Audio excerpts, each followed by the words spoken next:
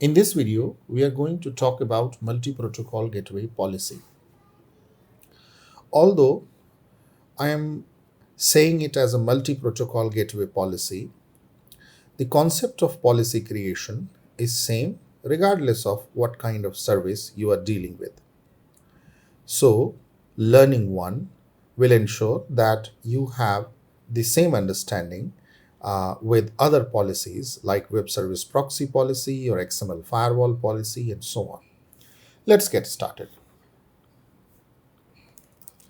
Type in multi-protocol and you have multi-protocol gateway policy.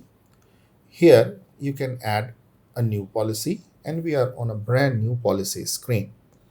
Let's understand the anatomy of a policy.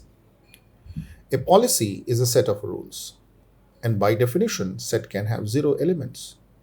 So I can have a policy which has no rules, but such a policy won't be usable in practice. So your policy needs to have at least one rule. Let's create a policy, test MPGW policy. Click on apply policy and you can see that right now it has no rules.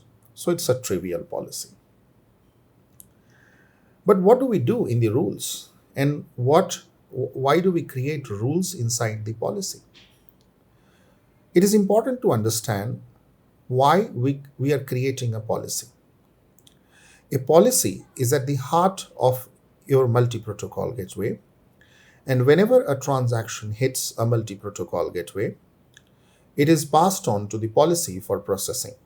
In other words, if you are a developer, you are spending most of the time customizing the transaction within the policy itself. Policy has set of rules. These rules are invoked when a transaction is processed by a multi-protocol gateway. Typically, rules have directions, but if directions are something difficult to remember with, understand that there are 3 types of rules over here. One, request rule, another one, response rule, and the last one is an error rule. Request rule is type of rule which gets invoked when MPGW receives a request from client. Response rule is invoked when the MPGW receives a response from the backend server. An error rule, as the name suggests, is only invoked when some kind of error happens in request or response processing. But you don't see that terminology over here. Here you see directions. This client to server direction is what we call as request rule. Server to client direction is what we call response rule. And you have an error rule. But there is a fourth one as well, which says both directions. Well, this is the rule which has potential of getting invoked when a request comes to the DataPower or a response of the backend server reaches the DataPower. That's why it is called both direction. So it can be termed as a request, a response rule. Now that you have understood the terminology, it is important for you to understand that when you create a new rule, you will have to specify this match action. A yellow square around it shows that this is unconfigured right now. And if you click on the apply policy, it will throw an error. So you have to configure this. Now, why we have a match action? Match action at the beginning of a rule defines the criteria which lets DataPower mechanism select this rule for execution. For example, in DataPower, you can have any number of request rule. You can have any number of response rule, and same goes for the error rule. So, if I have 10 request rules as part of a processing policy, one of them should get executed. Exactly one of them should get executed. Now, how DataPower will determine which one it needs to select for execution? That is what is defined under match action. So match action defines the criteria which lets DataPower believe that this is the right rule, and DataPower is going to invoke that rule for further processing.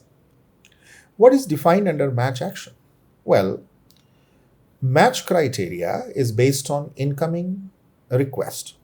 So any part of the incoming request can be specified under match criteria.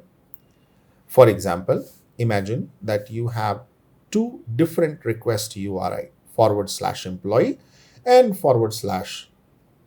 /calculator. Now, both of them requires different kind of processing. So you can have an arrangement where you can have one request rule where you can specify the match action as /employee, and another request rule where you can specify the match action as /calculator. When the incoming request URI contains employee, the employee related rule will activate, and when calculator related rule will activate. A quick way to specify this is to specify what is present in the default, and you can see that the rectangle goes away, the yellow square goes away. So this rule is configured. By hovering your mouse over here, you can see its configuration. For example, it says URL match pattern as a star. Any URL will match here. Now, the rule that you have configured can have one or more processing actions attached with it. These icons that you see, these are processing actions, and each of them is dedicated for one particular purpose. Now, if you have your own programmer defined action, which means that you have written your processing as a XSLT program or a gateway script program, you will have to either drag and drop this transform action or gateway script action as required. You can mix and match them as well. It asks you to specify or upload your file over here. You can see that it says upload my file, and here if you click on the upload button, it will give you a dialog box which allows you to upload file over here. So that is how you specify your custom program or you attach your custom program as part of processing rule. Now, once you have configured this rule, you will have to attach this rule as part of any multi-protocol gateway policy, and the entire policy execution is taken care by the DataPower.